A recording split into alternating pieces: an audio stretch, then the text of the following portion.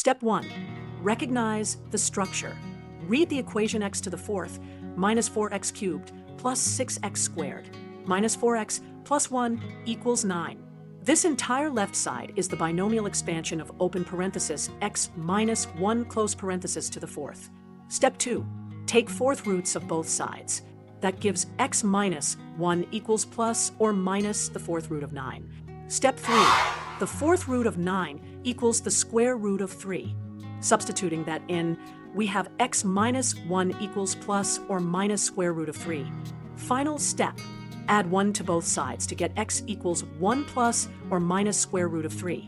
That means the two solutions are x equals 1 plus square root of 3 and x equals 1 minus square root of 3.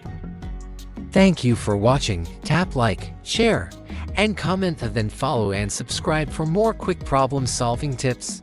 Let's make maths simple. One video at a time only on Myverse Maths.